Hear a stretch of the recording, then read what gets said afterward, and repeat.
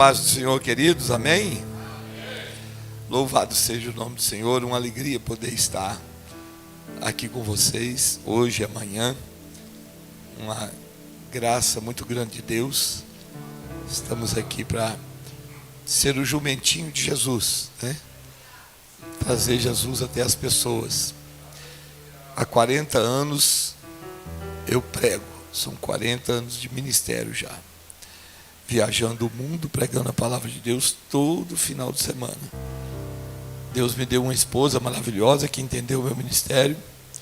E dela, ela me deu 4 filhos e 9 netos. E eu trago um abraço da minha esposa, a pastora Ivanete, dos meus 4 filhos e dos meus 9 netos, a esta igreja abençoada e bem pastoreada. Agradecer aos pastores pelo convite, pela honra de estarmos juntos. Espero ser um canal de bênção na vida de vocês. Lembrando que eu sou só o jumentinho.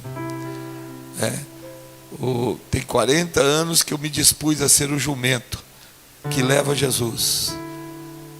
E Deus tem andado comigo por onde eu tenho passado. Tenho certeza que se Deus me trouxe aqui, é porque quer abençoar a vida de alguém, de muitas pessoas. Fique ligadinho no céu, porque Deus tem algo muito grandioso para vocês. Amém? Vamos pegar a Bíblia aqui para ler. Aleluia. Nós vamos ler em Gênesis capítulo de número 1. Nós estamos numa festa missionária. E eu amo missões. Eu tenho uma missão na África. Eu tenho 150 crianças na Tanzânia com uma escola com 4 classes, e são 150 crianças que eu mantenho naquela escola com o meu ministério. Não eu sozinho, pessoas me ajudam a fazer isso, obviamente, né? Igrejas, quando me ofertam que eu vou pregar, ofertam para me ajudar a manter esse trabalho.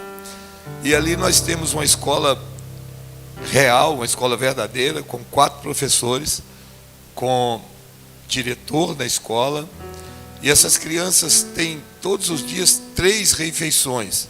Eles estudam em tempo integral, vão de manhã para a escola e só voltam à noite. São crianças órfãos de pai e mãe, e eu me tornei o pai dessas crianças,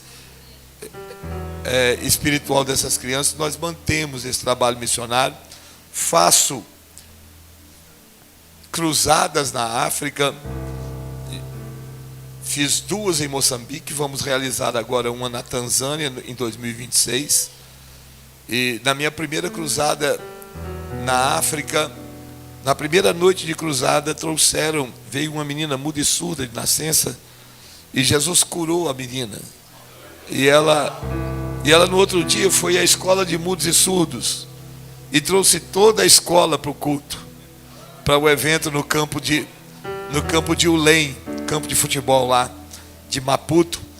E quando eles vieram, 38 mudos e surdos, Jesus curou os 38 mudos e surdos. E naquela cruzada nós fizemos um apelo e ganhamos 5.800 almas para Jesus, que vieram à frente aceitando a Jesus como seu Salvador. Então eu amo quando eu vou pregar numa festa que o tema é missão, porque missão é a obra mais urgente de Deus na terra, e muitos de nós não alcançamos o que devíamos alcançar com Deus, porque ignoramos a nossa missão. Aleluia. Diga assim comigo: quem não faz missão está em pecado. Parece pesado, mas eu vou te provar biblicamente que isso é verdade. Diga de novo: quem não faz missão está em pecado. Então vamos ler da Bíblia. Gênesis capítulo de número 1, versículo de número 26, 27 e 28. Diz assim: e disse Deus: façamos o homem à nossa imagem, conforme a nossa semelhança, e domine sobre os peixes do mar,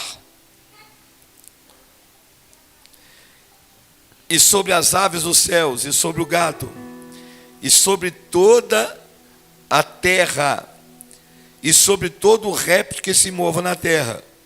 E criou Deus o homem à sua imagem e à sua semelhança. Deus o criou, macho e fêmea os criou. E Deus os abençoou e Deus lhes disse: frutificai e multiplicai-vos, e enchei a terra, e sujeitai-a, e dominai sobre os peixes do mar, e sobre as aves dos céus, e sobre todo o animal que se move sobre a terra. Amém? Podeis assentar em nome de Jesus?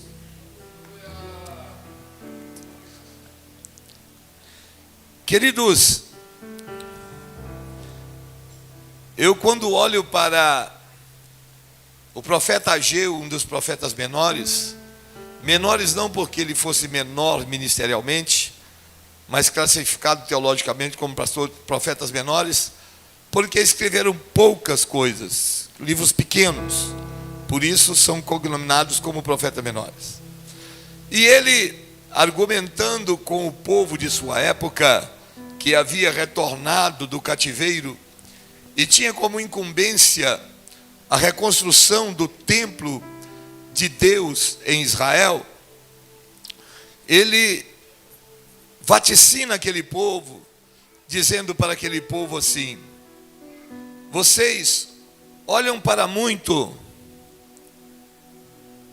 e colhem pouco, e quando trazem esse pouco para casa, disse Deus, eu o dissipo com um assopro. Ele disse: vocês comem e não se fartam, bebem e não se saciam, e o que recebe o salário, recebe como num saco furado. E por quê? E Deus diz: porque cada um de vós recorre à sua própria casa, enquanto a minha casa está deserta. Por isso eu faço vir sobre vós a escassez, faço vir a seca, a privação. Mas em Deuteronômio 28, 2, 1 a seguir, Deus diz assim: se hoje ouvirdes essas palavras e aplicardes no vosso coração a cumprir tudo isso que eu vos tenho digo, há de ser que todas essas bênçãos virão sobre ti e te alcançarão. E é curioso porque os templos estão lotados de pessoas tentando alcançar a bênção de Deus. E a ordem da bênção não é você alcançar, é a bênção te alcançar. E é por isso que grande parte dos crentes não alcançam, porque é impossível alcançar a bênção. Porque a Bíblia diz que Deus nos abençoou com todas as bênçãos espirituais das regiões celestiais. As bênçãos não estão à mercê do toque físico. As bênçãos estão nas regiões celestiais. E por isso Deus precisa ordenar que elas venham.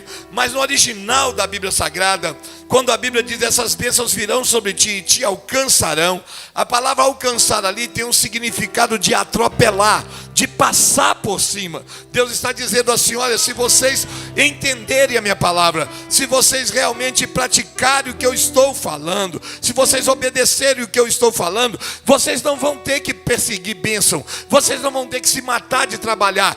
Eu vou ordenar e as bênçãos vão passar por cima de vocês, elas vão atropelar vocês. E isso está em correlação, está correlato com o salmista que disse: se o Senhor não edificar a casa, em vão trabalhos que edificam.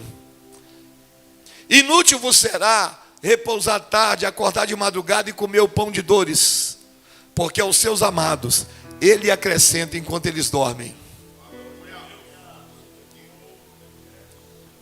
E ali naquelas bênçãos de Deuteronômio 22 está assim: olha, bendito serás ao entrares, bendito serás ao saíres, bendito serás no campo, bendito serás na cidade. O que Deus está dizendo? Deus está dizendo: não importa onde você esteja, você será honrado. Bendito serás ao entrares e bendito serás ao saíres. Deus está dizendo: olha, se você fizer a minha palavra, se você entender a minha vontade não é não é a teologia humana, entender a minha vontade, não é o que o homem pensa sobre mim, não é o que a teologia descreve sobre mim. Se você entender realmente o meu propósito, a minha missão, aleluia, então eu te prometo o seguinte: você nunca vai entrar pela porta da sala e sair pela porta da cozinha. Ele diz assim: você vai entrar honrado e vai sair honrado de onde quer que você entre. Aleluia. Mas Deus diz: você precisa ouvir a minha palavra, trazer ao coração. Ouvir é escutar, trazer ao coração é entender, é compreender a ponto de querer praticar. Aleluia. E é aqui que está a questão. Por que nós perguntamos? Muitas pessoas me perguntam, eu viajando no mundo, pregando a palavra de Deus, pessoas muitas vezes me perguntam e me questionam: pastor, mas por que eu tenho que pagar o preço do pecado de Adão? Eu nem conheci Adão, Adão não é da minha família, e Adão pecou lá não sei há quantos milhares de anos, e eu estou aqui indo para o inferno por causa desse cara. É injusto. Por quê? E aí eu explico teologicamente. Porque a palavra pecado, ela vem do grego hamartia, e significa errar o alvo. E quando eu comecei a estudar a palavra, quando eu comecei a fazer teologia, e eu escutava os professores dizendo que pecar é errar o alvo, e eu queria ter uma vida muito santa, eu achava muito ruim, porque eu falava: pecar não pode ser só errar o alvo. Não é possível que pecar é só errar o alvo. Por quê? Porque quando eles falavam que pecar é errar o alvo, aparecia logo na minha mente a figura de um tiro a alvo, aquele quadro redondo com aquele monte de coisinhas cheias de coisas, e alguém tentando acertar o meiozinho daquilo. E eu digo: mas se a pessoa está tentando acertar e erra, coitado, nem todo mundo é bom de pontaria, não pode ser errar o alvo. Só que depois eu entendi, aleluia, por que a minha mente formava essa imagem? Porque a minha mente, a nossa mente foi criada por Deus, e ela é extremamente associativa, completamente associativa. É por isso que João, ao descrever o livro do Apocalipse, ele não define as coisas que vê, porque ele não tinha referência mental para definir o que ele estava vendo. Então ele disse: eu vi seres viventes, cheios de óleo por dentro e por fora. Eram os serafins, mas ele não conhecia serafins. Como é que ele ia definir serafins? Ele diz: eu vi gafanhotos, demônios, com couraça de cavalo, peito de cavalo, rabo de escorpião, dente de leão, soprando fogo. Aleluia. Eu acredito que ele viu os helicópteros Apache, que estão aí mandando bala em todo mundo, mas ele não tinha referência mental. Então ele disse assim: eu cheguei, eu vi o trono, e atrás do trono tinha um mar como que de vidro. Não existe mar de vidro, mas ele não tinha e figuras para concatenar o que ele estava vendo. Então, quando a mente é associativa e fala alvo, ela busca a associação mais próxima. E quando fala errar o alvo, aparece logo aquele tiro a alvo para você. Mas não é alvo, é errar o propósito. O alvo ali é objetivo, não é tiro a alvo, é o objetivo, é errar na missão. Você errou a missão, aleluia, e agora você vai pagar por isso. E por que eu pago por isso? Porque quando Deus faz o homem, depois de criar toda a terra, depois de criar durante 5 dias tudo que nós conhecemos, a boca de Deus soa no jardim e diz assim: façamos o homem a nossa imagem, conforme a nossa semelhança. O verbo fazer estava no plural, indicando mais de uma pessoa. Estava presente ali Elohim. Diga comigo: Elohim. Aleluia. E por que Elohim? E a palavra que está lá é Elohim. Aleluia. E por quê? Porque Elohim é a forma plural de Deus, da palavra Deus. Aleluia. Quando Jesus estava na cruz, ele grita e brada assim: Elohim, Elohim, lama sabachthani. Ele não diz Elohim, Elohim, ele diz Elohim, Elohim, porque ele diz no plural. Porque a trindade estava ali, e ele estava na cruz, e ele falava apenas com o Pai. Então ele dizia Elohim, Elohim, lama sabachthani. Mas no Éden a palavra é Elohim, Pai, Filho e Espírito Santo. E aí João define isso e mostra isso dizendo: no princípio era o verbo, e o verbo era Deus, e ele estava no princípio com Deus, e tudo que foi feito por ele foi feito, e sem ele nada do que foi feito se fez. Aleluia. E então Deus escolhe a matéria-prima, barro. Diga assim comigo: barro. Diga: barro. Agora vira para quem está do seu lado e fala: com você é barro. Aleluia. E eu fico pensando, Deus é tão lindo, né? Porque Deus já era dono do ouro e dono da prata. Deus sempre foi dono do ouro e dono da prata. E na hora de fazer o homem, ele não usou ouro nem prata, ele usou barro. Aleluia. E Paulo descreveu isso muito bem a Timóteo e disse: nós temos um tesouro em vasos de barro. Para quê? Para que a excelência do poder seja de Deus. O vaso é de barro, mas tem um tesouro dentro.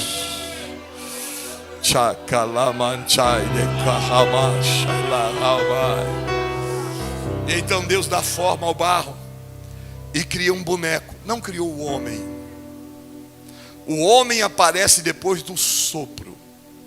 Era apenas uma imagem, uma escultura deitada, inerte, sem vida, sem dinâmica. Aleluia. E quando Deus termina de confeccionar o corpo humano, idealizar, então o Senhor chama a terceira pessoa da Trindade. A Bíblia diz que Deus assoprou do seu fôlego nas narinas do homem, do boneco. E a palavra fôlego, ela vem do grego pneuma e vem do hebraico ruá. E elas, tanto no grego quanto no hebraico, ela tem o mesmo sentido. São 3 significados. Significa vento, fôlego e espírito. Aleluia. Então Deus assopra o seu fôlego. Quem é o fôlego de Deus? O Espírito Santo.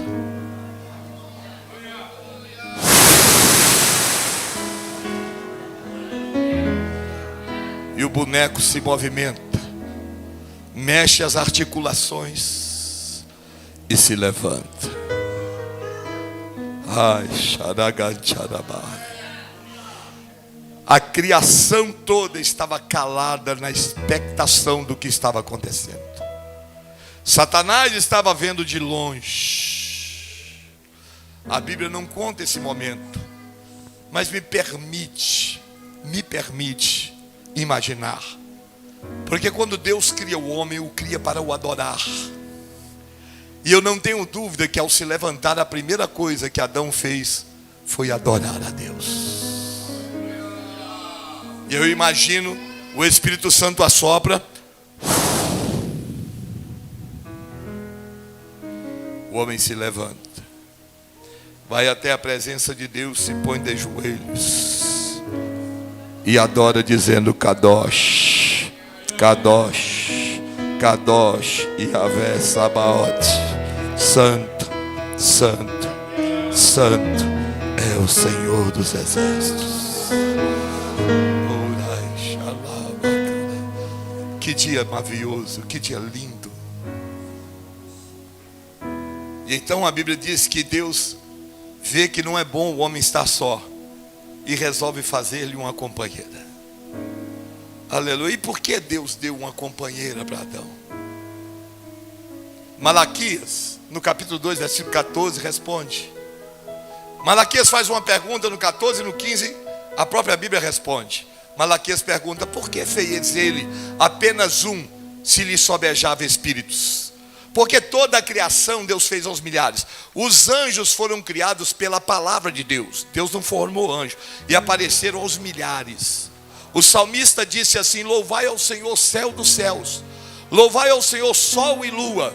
Louvai ao Senhor, estrelas luzentes. Louvai ao Senhor, anjos seus, poderosos do seu beneplácito. Louvai ao Senhor, porque Ele falou e logo foram criados.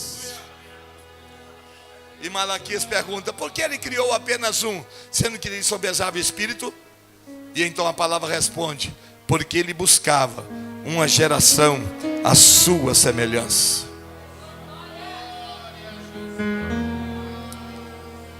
Agora você vai entender o que eu estou pregando.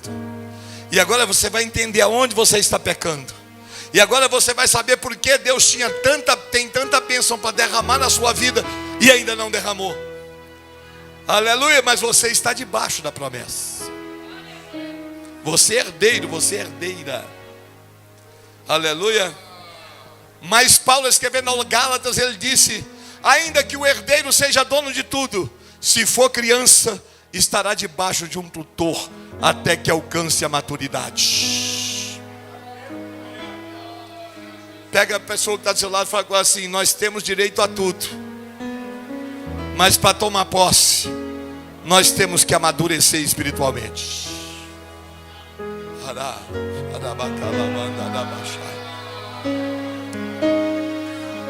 O que Deus queria ao entregar um homem com um sistema biológico reprodutor que produz gametas, semente, sêmen, e uma mulher com um sistema reprodutório ovulatório que produz ovos. Deus queria filhos. E que tipo de filhos que Deus queria? Filhos que animais não podiam dar. Que o leão não podia, a girafa não podia, o porco não podia, a águia não podia. Filhos que os serafins não podiam, os arcanjos não podiam, os anjos não podiam. Aleluia. Deus queria filhos à sua imagem, à sua semelhança. Filhos sem pecado. E aí no capítulo 1, versículo 28, que nós lemos, a Bíblia mostra isso quando diz: e Deus os abençoou e lhes disse: crescei, multiplicai e enchei a terra. O que Deus estava dizendo: olha, eu criei só dois, porque eu quero que vocês gerem filhos para mim. Eu quero essa terra cheia de filhos de Deus, a minha imagem, a minha semelhança, filhos que comam da árvore da vida e vivam eternamente na minha presença. Aí o que Deus estava dizendo: essa é a missão de vocês: se reproduzir, se multiplicar. Deus deu a missão ao homem, não foi de cuidar do jardim. Cuidar do jardim era a obrigação do homem. E hoje, sabe o que nós estamos fazendo? Muitos de nós estamos substituindo a missão pela obrigação. Estamos cumprindo a obrigação na igreja e estamos ignorando a missão de Deus, que é a multiplicação da igreja na face da terra. Cumprimos a obrigação de tocar, cumprimos a obrigação de louvar aqui, cumprimos a obrigação de cuidar do templo, cumprimos a nossa obrigação pastoral. Aleluia, tudo isso é lindo, mas é obrigação. Aleluia, Adão não recebeu missão para cuidar do jardim. Ele cuidava do jardim porque era a casa dele, ele é obrigado a cuidar da casa dele. Aleluia, ele morava ali, Deus deu um jardim para ele, ele tinha a obrigação de cuidar. A missão de Adão era gerar filhos para Deus, era engravidar Eva. E a missão de Eva era dar à luz a homem sem pecado. E aonde ele errou o alvo? Aonde ele errou no objetivo? No pecado. Quando Adão peca, ele não pode mais cumprir. É por isso que toda a humanidade padece no pecado de Adão. Porque no capítulo 5, versículo 3 do livro de Gênesis, você pode conferir aí. A Bíblia diz que Adão gerou filhos à sua descendência, à sua semelhança, e não mais a semelhança de Deus. Ele tinha a missão de gerar filhos à semelhança de Deus, mas agora, por causa do pecado, ele não gerava mais filhos de Deus, ele gerava filho de homens, filho dos homens. E então ele botava filho do homem na terra, a sua semelhança, a semelhança do homem, não mais a semelhança de Deus. E aí a salvação ficou impedida.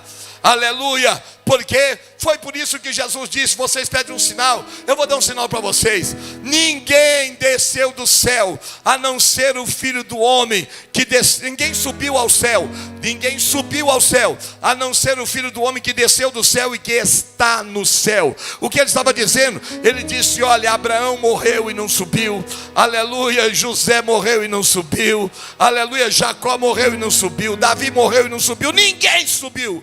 É por isso que o escritor Paulo, escrevendo aos Efésios capítulo 4, diz: ora, aquele que subiu ao alto, se não é outro que antes desceu às partes mais baixas da terra, aleluia, e levando cativo viveiro deu dons aos homens. Aleluia. Jesus teve que ir lá embaixo pegar Abraão. E as pessoas torcem isso na internet. Hoje tem tanto falso teólogo na internet. Eu fico vendo, dá vontade de pegar os camaradas pelo pescoço, sacudir e falar: rapaz, como é que você está ensinando uma porcaria dessa, uma mentira dessa, uma inverdade? E tem crente, principalmente da Assembleia de Deus, irmão. Nós somos a Assembleia de Deus, irmão. A Assembleia de Deus é um povo ensinado, é um povo que tem doutrina, que tem palavra, irmão. Ainda fica na internet comendo lixo de internauta, irmão. Você tem pastor, ouve o teu pastor, vem para a tua casa, vem para a tua igreja aprender dentro da tua casa.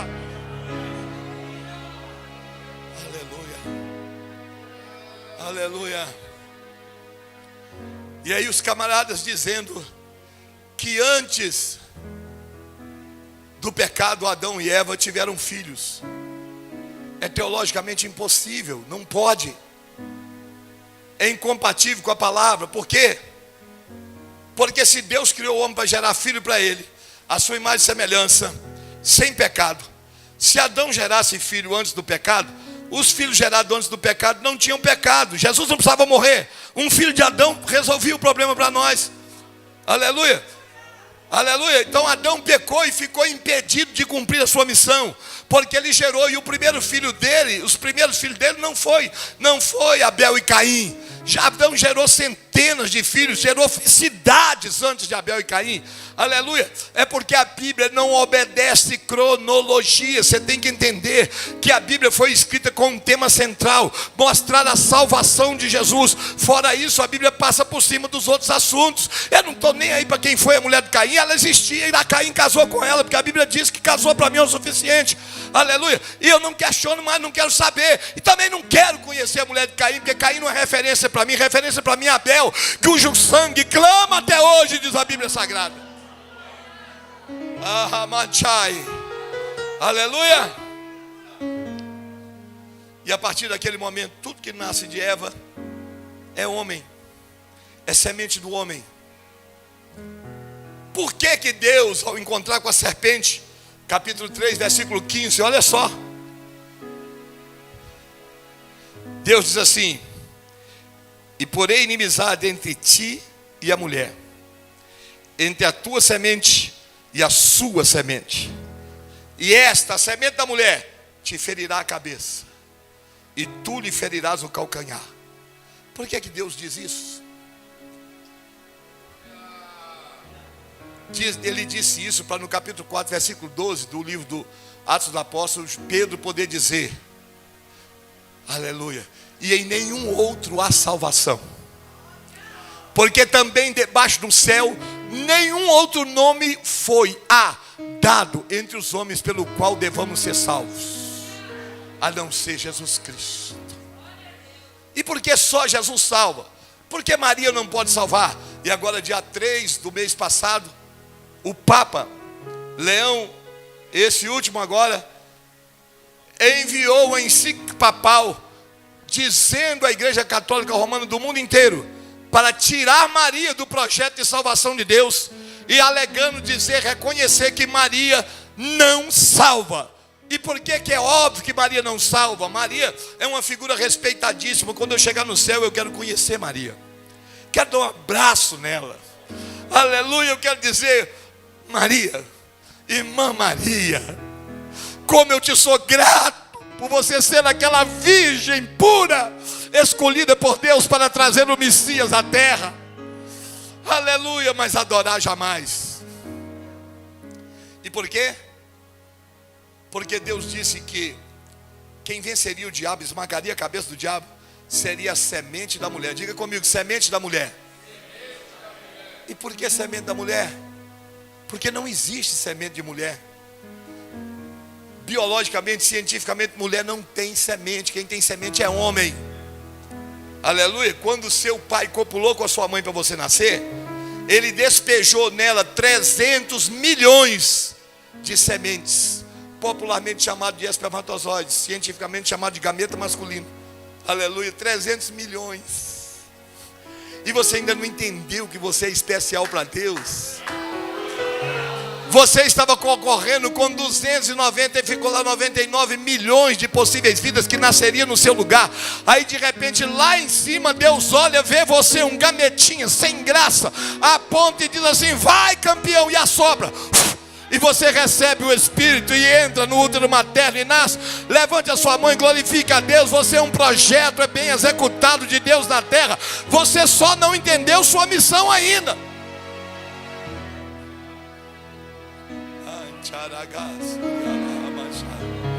Aleluia. Aleluia.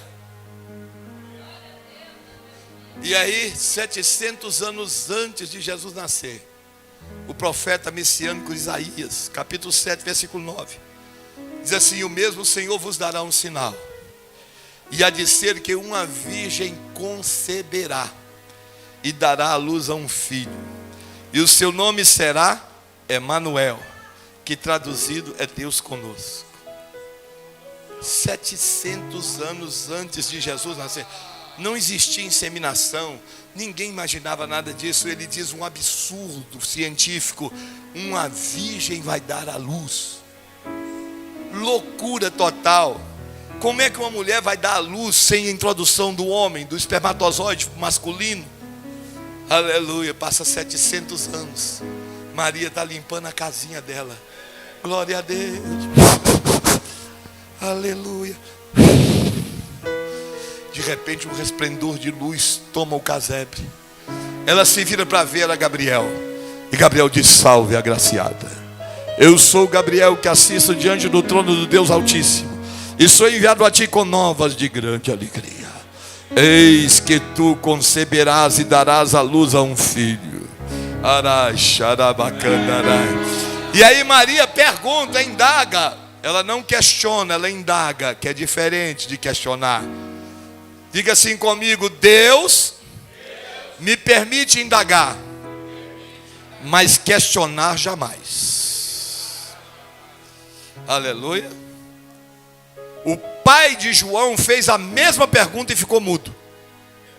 Maria fez a mesma pergunta e recebeu uma resposta, porque ela não questionava, ela queria só entender o processo. Ela diz: como se dará isso, visto que eu não conheço varão? E o anjo lhe diz: não se preocupe, porque o Espírito Santo te encobrirá com a sua sombra, e o que for gerado no seu ventre será chamado Santo.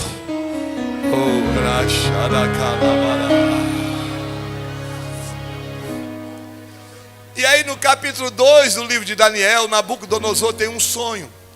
Ele sonha com uma estátua. Olha como é que a Bíblia, ela vai se cruzando. Ele sonha com uma estátua, cabeça de ouro, braços e peito de prata, coxas, ventres e coxas de bronze, pernas e pés de ferro, dedos em parte de barro e em parte de bronze.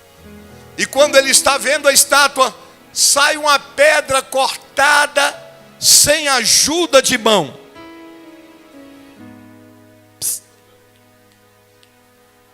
E esmiuça a estátua pelos pés. Cabeça de ouro, Nabucodonosor e o Império Babilônico.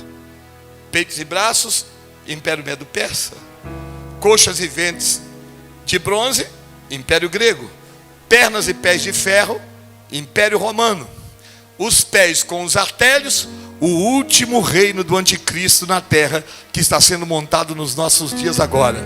E a pedra que sai sem ajuda de mão humana é Cristo, a rocha de Meribá. E por que ele é a pedra que foi cortada sem ajuda de mão?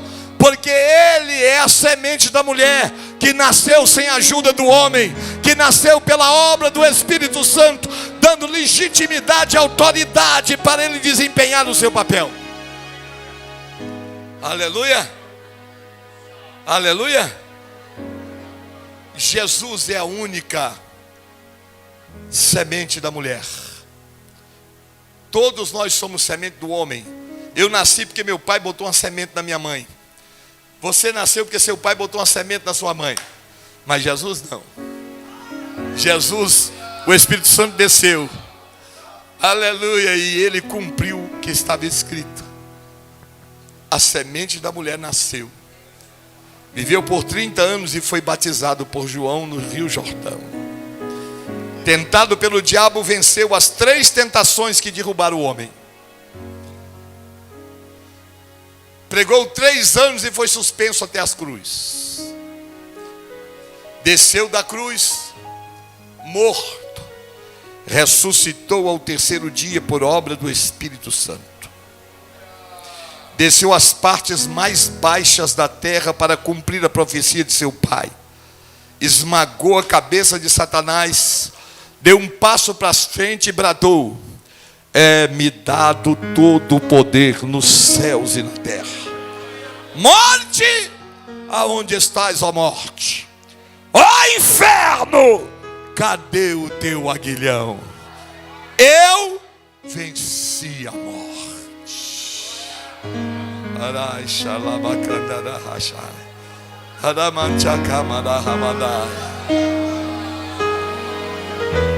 E por que isso? Porque Deus precisou mandar seu filho. Por quê? Porque ao pecar Adão, nós perdemos uma coisa importante que tínhamos no Éden: a filiação com Deus. Deixamos de ser filhos para sermos criatura. Ninguém nasce filho de Deus. Primeiro Adão é terreno. O segundo Adão, que é Cristo, é espiritual, diz Paulo no capítulo 15 de 1 Coríntios. E aí João escreve e diz assim, capítulo 1, versículo 10 do livro de João, do Evangelho. Ele diz assim: ele veio para os seus, e os seus não o receberam. Mas a todos quanto o receberam, deu-lhes o poder de se tornarem filhos de Deus, a saber, os que creem no seu nome. Jesus veio cumprir a missão que Adão ficou impedido de cumprir. Deus deu uma missão para Adão: gerar filhos para ele. Adão não pôde porque pecou. Então Deus deu a Jesus essa missão. Jesus desceu, aleluia, sofreu, padeceu, morreu, ressuscitou e deu-nos o direito. A Bíblia diz, capítulo 4 de Gálatas: mas vindo a plenitude dos tempos, Deus enviou o seu Filho, nascido de mulher, nascido sob a lei, para que todos aqueles que estavam oprimidos pela lei recebêssemos a adoção de filhos. E porque agora já somos filhos, o Espírito de Deus clama dentro do nosso espírito, dizendo: papaizinho querido, papai.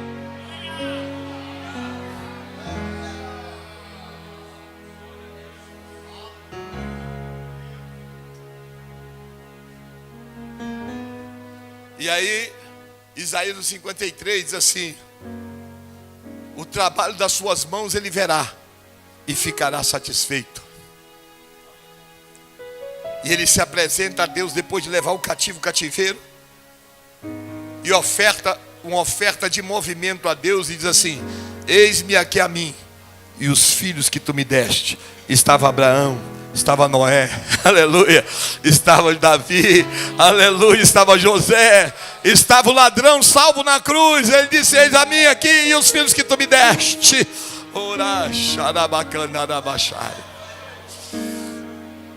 E aí ele nos salva e nos repassa a missão. E qual é a nossa missão? Engravidar do Espírito Santo. Cada um de nós na terra é um ventre que precisa ser engravidado.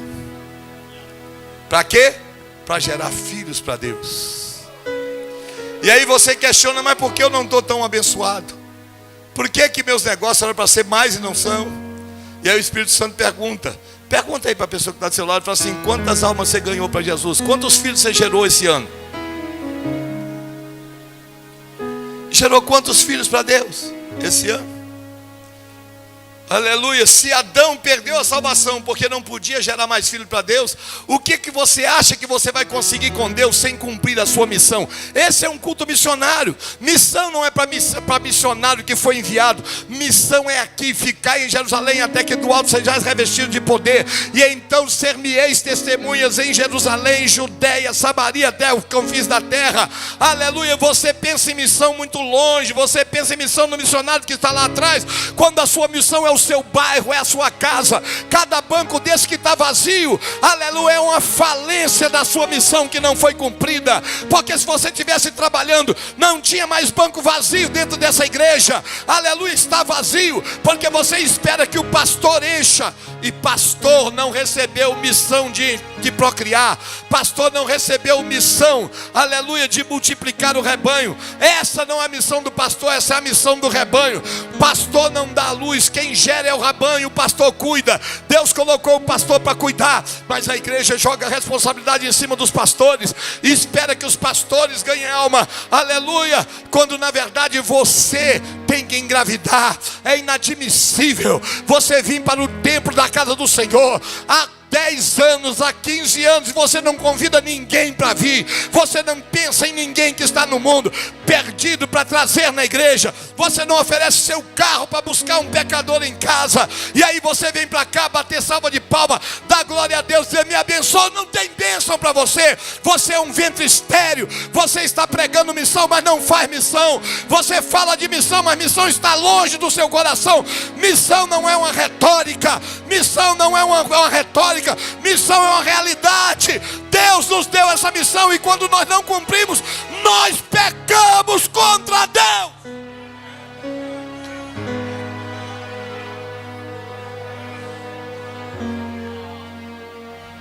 Sabe qual é o problema da igreja moderna?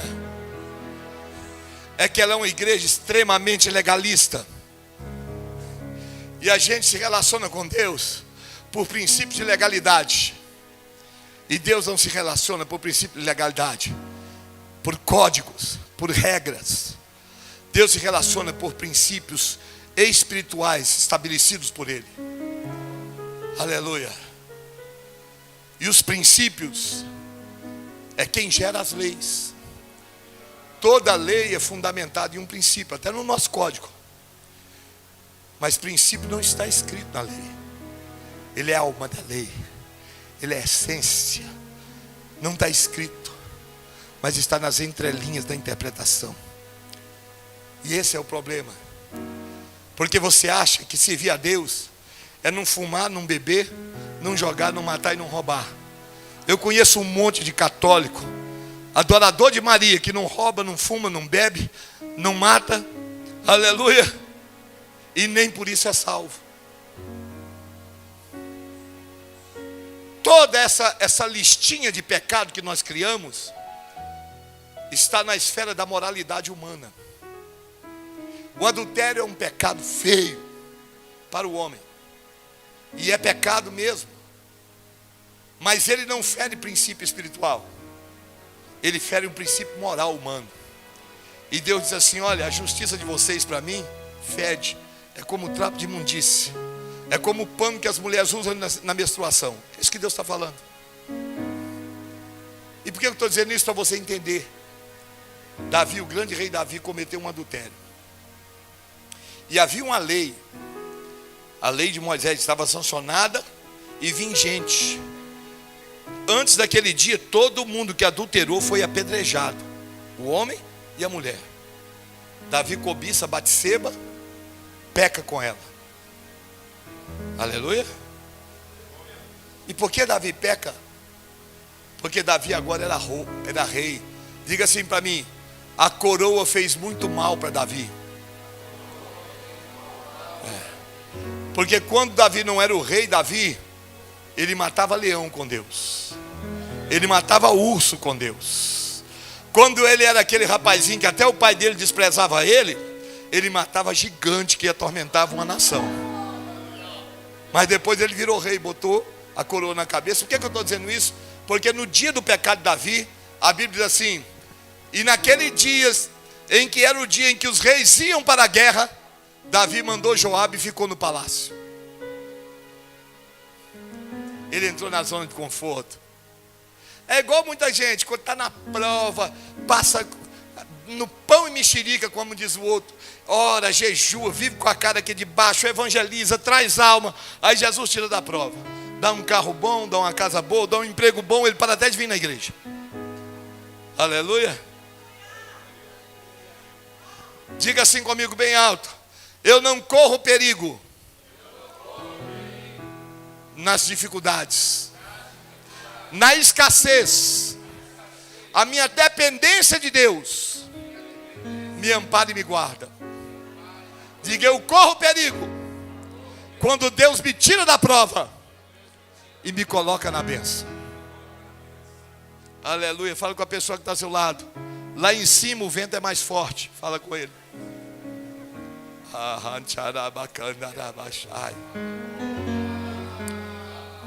É por isso que Deus não sobe com ninguém de avião, de helicóptero. É por isso que ele mostrou uma escada para Jacó, que o topo tocava o céu. Diz que você quer se chegar aqui, vai vir degrau a degrau. Porque comigo não tem Photoshop, comigo não tem TikTok, comigo não tem Instagram, comigo não tem mídia, não tem rede social, não tem tráfego pago. Comigo é degrauzinho, degrauzinho de cada vez. Você vai devagarzinho, mas quando você chegar lá em cima, eu te dou estrutura para suportar o vento que sopra lá em cima. Aleluia. Aleluia. Eu quero fazer uma oração. Nós temos uma missão de ganhar almas para Jesus. Agora, dentro da chamada missionária, que é nossa missão, existem os dons, existem as vocações. Cada um tem uma. Pastor, eu não tenho o dom de pregar, de falar com as pessoas. Eu queria muito sentar assim numa pessoa que eu nunca vi e falar de Jesus para ela, convidar ela para vir na igreja. Mas eu não tenho esse dom. Deus sabe disso. Deus te vocacionou para outra coisa. Mas a missão tem que ser feita. Um dia eu conheci um homem muito rico, rico mesmo. Ele era alto executivo da Chocolates Garoto em Vitória. Crente, muito crente. E era da igreja presbiteriana. E um dia ele estava com uns crentes pentecostais da Assembleia, que aqui a gente promove os outros, né? Não estou falando aqui, não. Eu digo assim, o nosso sistema é promocional. O sujeito aceita Jesus, aí tem uma escadinha para ele subir. Virar obreiro, diácono, evangelista, presbítero, diácono, presbítero, evangelista, pastor. É uma hierarquia que tem que subir. Isso não existe. Isso não existe. Ministério não é título. Ministério é chamada. A Bíblia diz assim: ele mesmo deu uns para pastores, apóstolos, profetas, doutores, evangelistas. Não tem título. E ninguém é maior do que ninguém no ministério. Perante Deus, é como um advogado e um juiz. O advogado está em grau de hierarquia no mesmo nível de um juiz.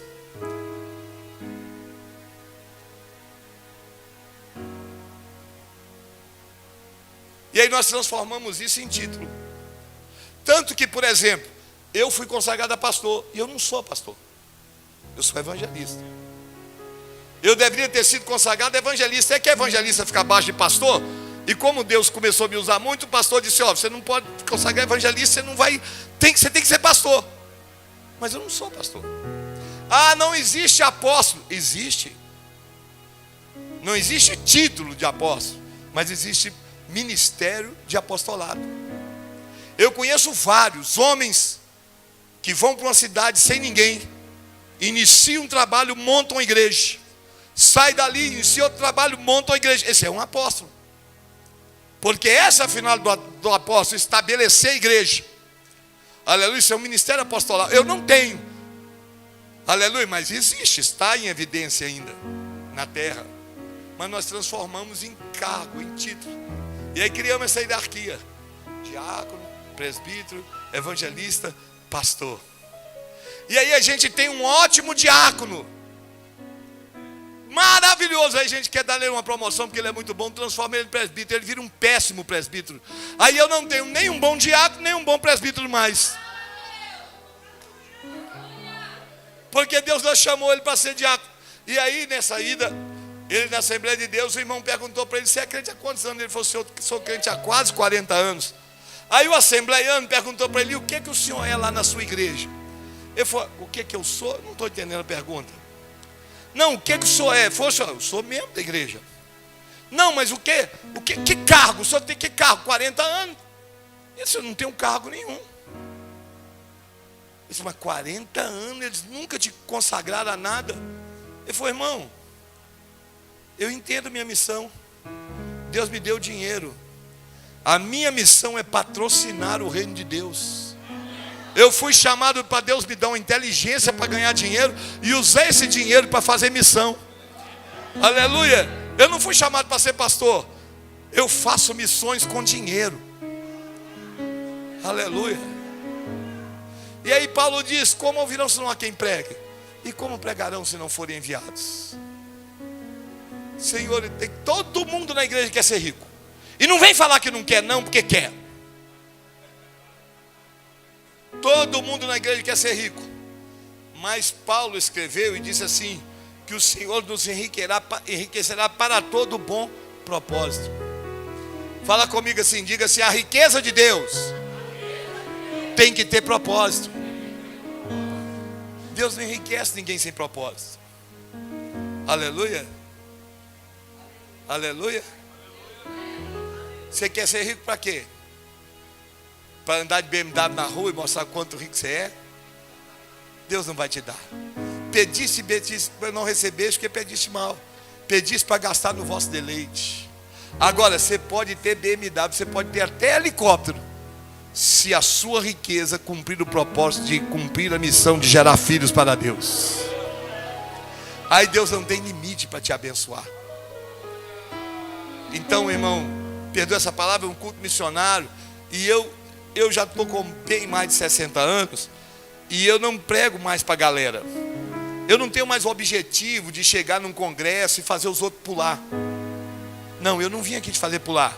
Eu vim aqui te conscientizar com a palavra de que você é responsável por essa cadeira vazia. Olha para essa cadeira vazia que está em volta de você.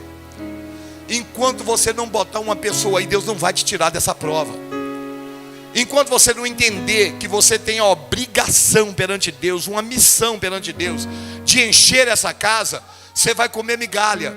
Olhaste muito e colhe pouco. Quando traz o pouco eu assopro. Por quê? Porque você se esforça para edificar a sua casa e a minha casa está deserta. Para a sua casa você trabalha 14 horas por dia, mas para encher a minha casa você não dá nem uma hora. Aleluia. Como é que você quer que eu te abençoe? Você está botando o melhor piso na sua casa, mas você não bota uma alma dentro do meu templo. Aleluia. Eu quero te abençoar, mas muda o teu propósito, muda a tua mente, muda a tua ideia. Você lembra de quando você era novo convertido?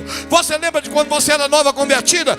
Ninguém sentava do seu lado sem ouvir a palavra de Deus. É verdade ou não é? Quando você era novo convertido, você falava de Jesus, você chegava a incomodar. As pessoas te chamavam de chata, de chato, de tanto que você falava Jesus. Mas você trazia gente para a igreja, você ganhava almas. Aí você ficou crente velho, encroado, encaracolado, abandonou sua missão, parou de fazer o que tinha que fazer. Aí Deus também mandou cessar a bênção na sua vida. Volta ao primeiro amor, volta a ganhar almas para Jesus. Vamos encher essa igreja, vamos dar trabalho para esse pastor.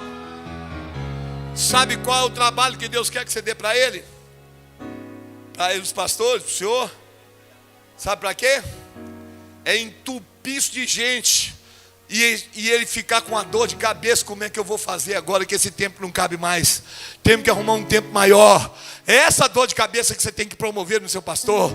Fazer o seu pastor perder um sono. Falar: Deus, aquele lugar está pequeno, não cabe mais. Esses crentes geram demais. Esses crentes engravidam. Todo mês um crente engravida de uma alma e gera uma alma aqui dentro. Allah, tchakalá, e fica de pé.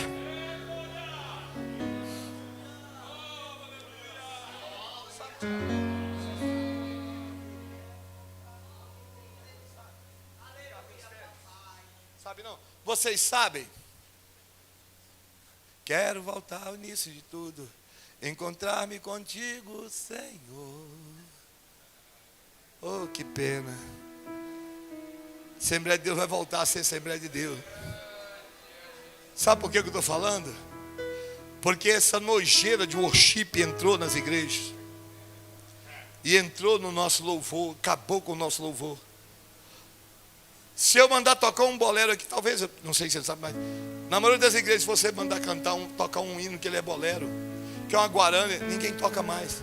Só sabe tocar pop rock. Porque o worship entrou para esculhambar com tudo.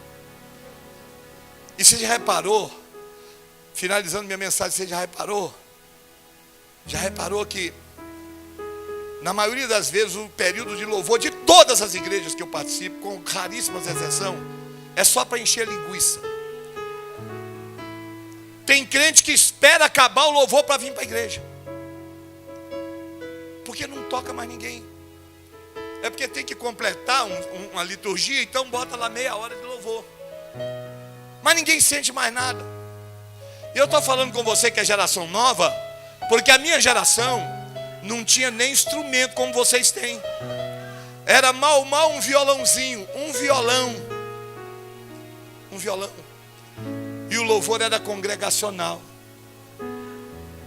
E não ficava com música criada na neurociência, porque o worship é uma música de laboratório, criada para dar lavagem cerebral nas pessoas, para despertar a emoção na alma das pessoas. E aí você fala, não, mas eu vi uma pessoa se emocionando. Pois bem, é isso mesmo, você viu ela se emocionando. Aleluia. Igreja não é lugar de se emocionar. Igreja não é lugar de emoção. Igreja é lugar de unção. Aleluia. E hoje eles estão tirando aqui, os meninos são inteligentes. Eu não estou criticando vocês não, tá bom? Estou aproveitando o preâmbulo para trazer uma palavra que isso precisa mudar. Isso precisa mudar no mundo inteiro. Aí criaram um sistema de música que fica repetindo uma frase, repetindo. Isso é mantra. E aí toca a sua alma.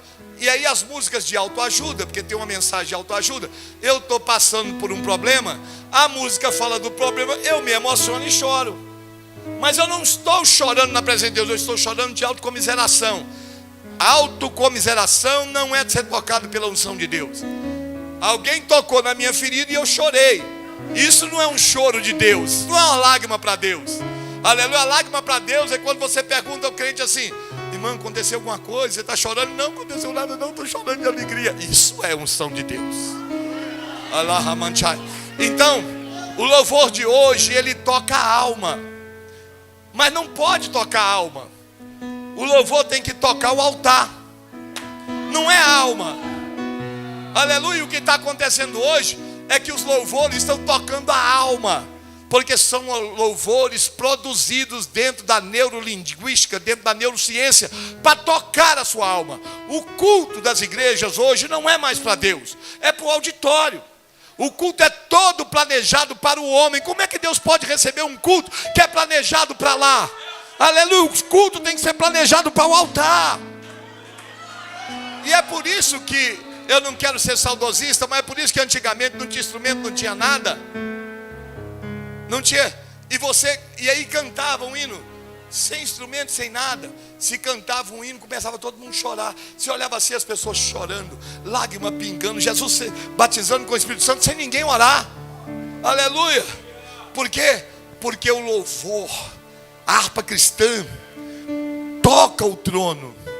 E quando a gente toca o trono toca a terra. E nós invertemos isso, nós estamos tocando a terra, pastor. E aí não toca mais o trono, aí fica essa injeção de linguiça, que fica aí a vida toda, e nós temos que voltar a tocar o trono. Aí chegava lá, sem instrumento, sem nada, quer ver? Segura para mim só um pouquinho, nós vamos cantar, porque você já conseguiu aí a letra, né?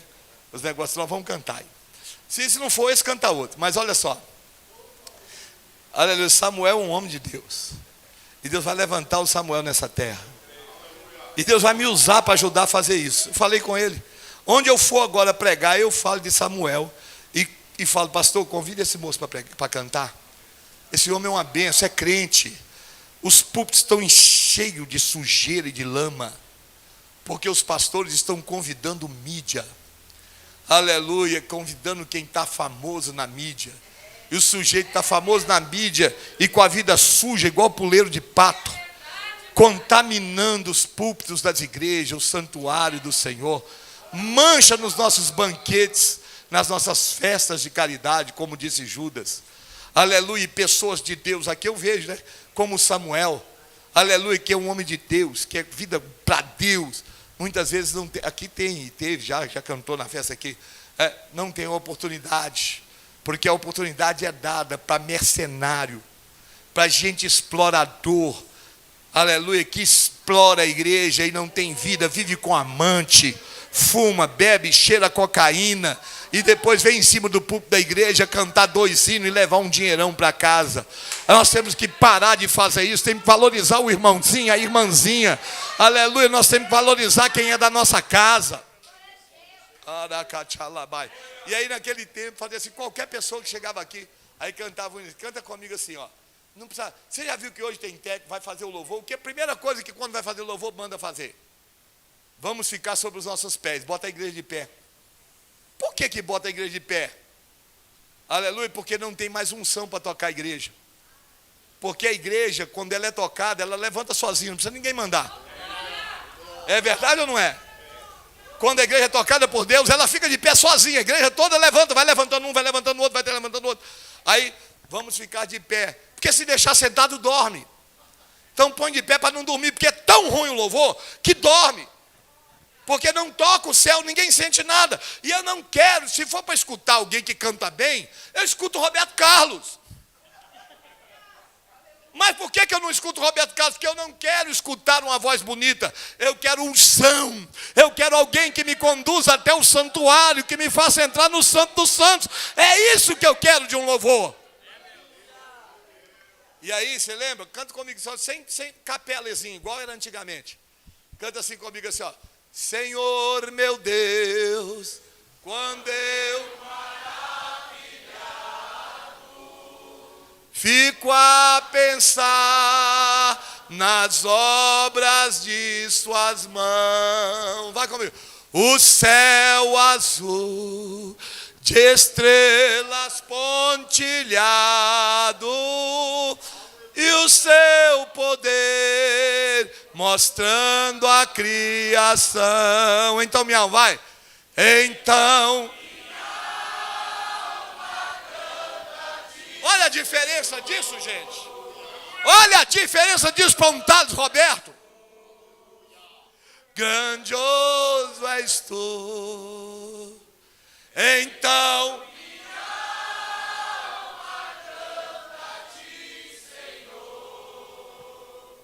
grandioso és tu, grandioso és tu.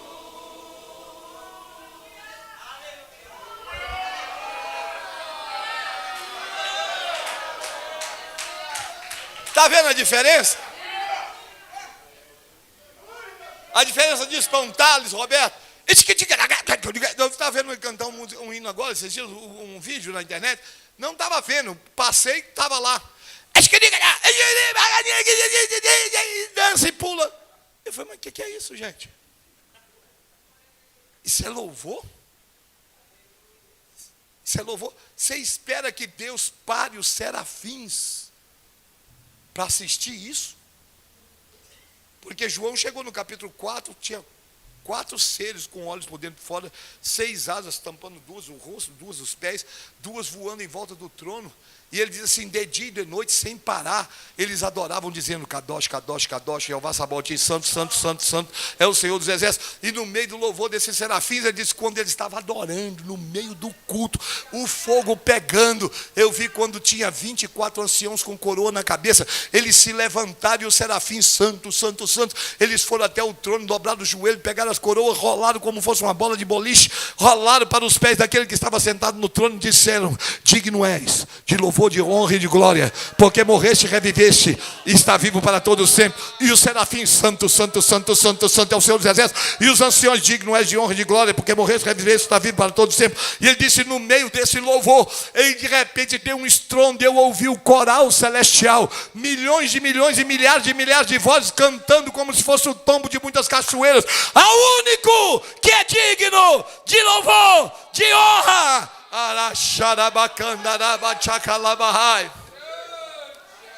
Aleluia. Precisamos melhorar muito, irmão. Precisamos voltar. Diga para a pessoa que está ao seu lado assim: nós precisamos voltar a tocar o altar. É isso que está faltando. Quando a gente para de tocar o altar, as bênçãos cessam. Aleluia. A arca foi para a casa de Obed-edom. A Bíblia diz que Deus prosperou a casa de Obed-edom, porque a arca estava lá dentro. Nós não estamos mais levando a arca para casa, irmãos. Desculpe, eu estou pregando. Talvez muitos de vocês queriam uma mensagem assim de avivamento, fazer você subir nessas paredes, dizer que Deus vai te dar vitória, prometer um monte de promessa falsa para você. Deus quer te dar vitória, mas você vai ter que corrigir sua rota.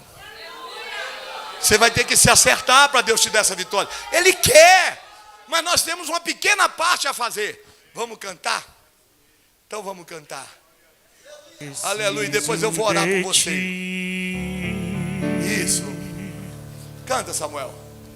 Preciso do teu perdão. Canta com Samuel esse hino. Vai, esse hino é lindo. Preciso de ti.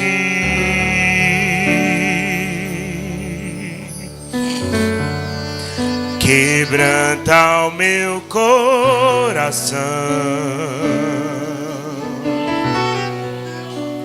como a corça anseia por água. Canta para ele com a sua assim alma, vai. Tenho sede. Fala com a alma, não fala com a boca. Canta com a alma. Como terra seca, assim a minha alma precisa de ti.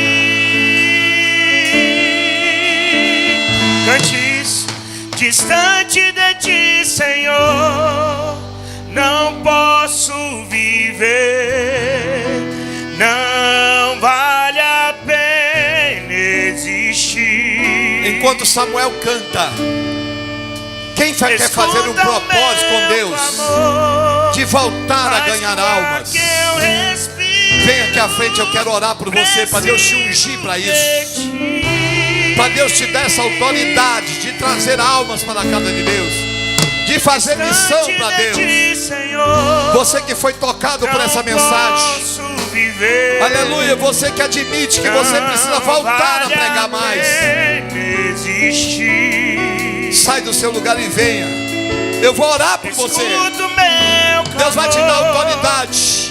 Deus vai colocar a palavra na sua boca. Isso, vem adorando. Vem falando com Deus. Deus, eu quero ser um ganhador de almas. Não posso esquecer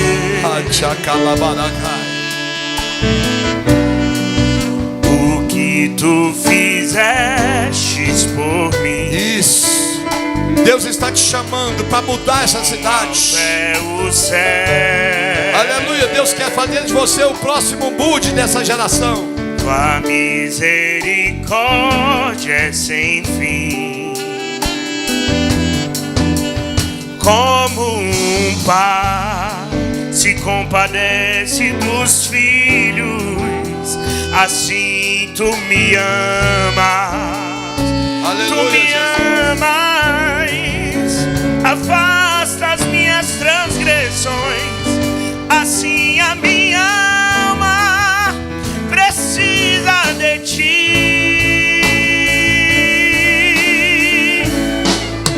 Distante de ti, Senhor, não posso viver. Não vale a pena existir. Glória a Deus. Escuta o meu clamor, mais que o ar que eu respiro, preciso de ti.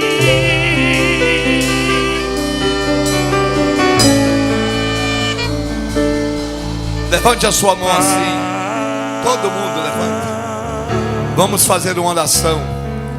Ore comigo essa oração. Diga: Senhor, alto, Senhor, eu reconheço as minhas falhas. Reconheço nessa noite onde eu tenho errado. Diga: eu sei que o Senhor tem muito mais para mim, e o Senhor ainda não me entregou, porque eu preciso corrigir minha missão. Senhor, em 2026 eu vou encher essa igreja. Eu vou trazer visitas. Eu vou voltar a pregar a tua palavra. Eu vou gerar filhos para o Senhor. Diga: Senhor, me unge. Eu te amo. Eu quero fazer, mas às vezes o efetuar não está comigo. Coloca em mim, Senhor, o poder, a autoridade. Eu quero ganhar muitas almas para o Senhor. Eu quero encher esse templo. Eu quero chegar aqui para me curar, e olhar os meus filhos e filhas espirituais, para me ensinar e glorificar o seu nome. o caminho. E eu sei que o Senhor liberará a sua bênção sobre a minha casa, sobre os meus negócios, sobre a minha família. Eu abro meu coração. Senhor, unge os meus lábios, unge as minhas mãos, me use para cumprir a minha missão. A minha missão, Senhor, não é ir para a África, não é ir para a Islândia. A minha missão está em Botucatu. A minha primeira missão é encher essa casa. Como eu posso, Senhor? Diga: como eu posso, Senhor, fazer missão lá fora, sem antes primeiro fazer missão aqui dentro? Eu preciso encher essa casa. Diga: Senhor, eu vou dar trabalho para o pastor, eu vou dar dor de cabeça para ele, porque essa casa vai se encher tanto que ele vai perder as noites de sono para construir uma igreja maior. Agora abre os dois braços assim, ó, abre assim. Para me ensinar. Eu vou dizer assim, você repete comigo: conta comigo, Senhor. Quando você falar, você fecha os braços e dá um abraço no Espírito Santo para receber essa nova unção sobre a sua vida. A unção de missão. Vamos lá? 1, 2, 3 e já. Diga: conte comigo, Senhor. Fecha os braços. Abro o meu coração para me curar, para me ensinar o caminho que devo seguir. Pode me usar como tu bem queres. Abro o meu coração para me curar, para me ensinar. Isso, sinta Ele aí com você. O caminho, sinta a presença dele te renovando, te devolvendo os dons, renovando os dons espirituais. Senhor, como tu bem queres. Abro meu coração